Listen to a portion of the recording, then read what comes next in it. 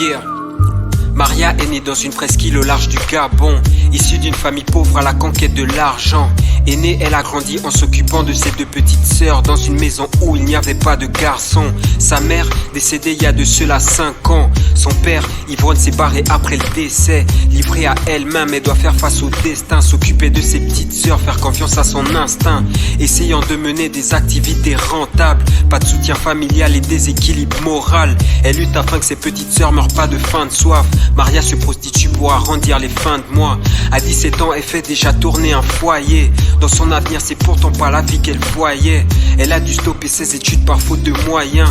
Pourtant, Maria obtenait toujours de bonnes moyennes. Les hommes dans sa vie ressortent avec leurs promesses. Pendant qu'elle regresse, ses amis de l'école progressent. Plongée dans le désespoir et noyée dans le regret. Elle frôle le suicide et elle veut battre en retrait. Maria a bientôt 40 ans, toujours pas de vie stable. Elle veut s'en défaire mais son passé la rattrape. Elle finira sa vie à se donner dans les nightclubs. Maria avait des rêves mais a fini dans la noirceur. Elle voulait fonder une famille et passer le reste de sa vie près d'un homme qui veille sur elle, un homme qui pourrait lui apporter tout le réconfort dont elle en a envie.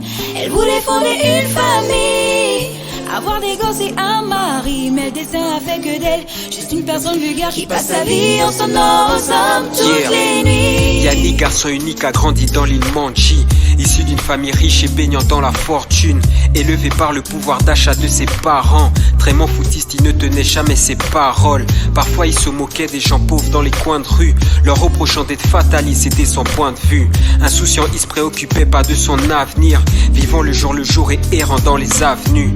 Yannick était mauvais élève, très souvent absent, respectant pas ses profs avec ses répliques absurdes. Tout ce qui comptait pour lui c'était de faire la fiesta. La nuit c'était son monde, tous les soirs il rentrait tard. Yannick brisait le cœur des femmes sans avoir de remords, pouvant pas passer quelque part sans qu'on le remarque. Il croyait pas en Dieu mais plutôt à son portefeuille, se moquait des chrétiens ignorant dans son orgueil. Yannick a bientôt 40 ans et mène la même vie. Ses parents maintenant très âgés, les deux en fin de vie. Assurant ses arrières, il s'arrange via un notaire. La mort de ses parents remplira son compte bancaire. Riche héritier de ses parents très solennellement, son nom en grand sur les affiches d'une marque de vêtements. Il finira sa vie dans une villa vue sur la mer. Yannick n'avait pas de rêve mais a eu tout ce qu'il voulait. Il voulait rien faire de sa vie, n'envisageait même pas d'avenir, mais le destin a fait de lui un riche et digne héritier. Il ne manquera de rien toute sa vie. Il voulait rien faire de sa vie, n'envisageait même pas d'avenir, mais le destin a fait de lui un riche et digne héritier. Il ne manquera de rien toute sa vie.